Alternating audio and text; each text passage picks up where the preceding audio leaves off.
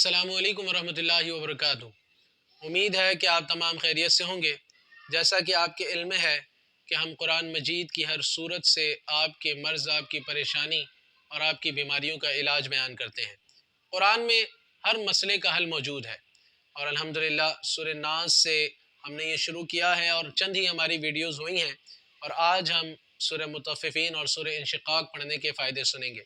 ان دونوں صورتوں کے کیا کیا فوائد ہیں، اس سے کیا کیا ہمارے مرض ٹھیک ہوتے ہیں اور کون سی پریشانیاں ہماری دور ہوتی ہیں، تو غور کیجیے گا، اسے لازمی سنیے گا، اس پر عمل کیجیے گا، اس کو شیئر بھی کیجیے گا تاکہ آپ کے توسل سے لوگ قرآن پڑھنے کے عادی بن جائیں۔ تو شروع کرتے ہیں سورہ مطففین۔ جو شخص اس سورت کو روزانہ اپنے ورد میں رکھے وہ حشر کے دن اللہ رب العالمین کے سائے میں کھڑا ہوگا۔ اللہ اکبر۔ اور دوسرا فائدہ اس کا یہ ہے کہ اگر اس سورت کو کسی جمع کی ہوئی چیز پر پڑھ دیا جائے تو وہ چیز دیمک اور چوری سے محفوظ رہتی ہے۔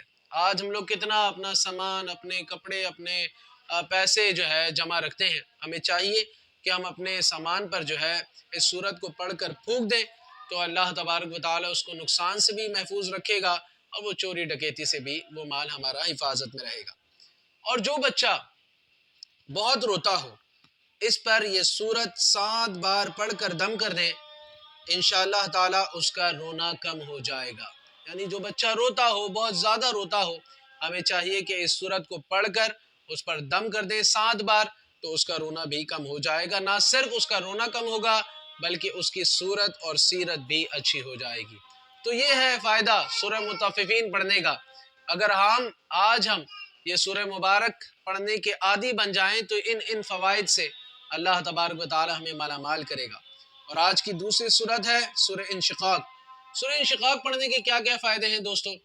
تو سب سے پہلا فائدہ یہ ہے کہ اس سورت کی 4 آیتیں، یعنی اذا السماء انشقت سے لے کر وتخلت تک، یعنی یہ 4 آیتیں، ان آیتوں کو لکھ کر حاملہ عورت کی بائیں ران پر اگر باندھ دیا جائے تو انشاءاللہ تعالی بہت آسانی کے ساتھ بچے کی ولادت ہوگی۔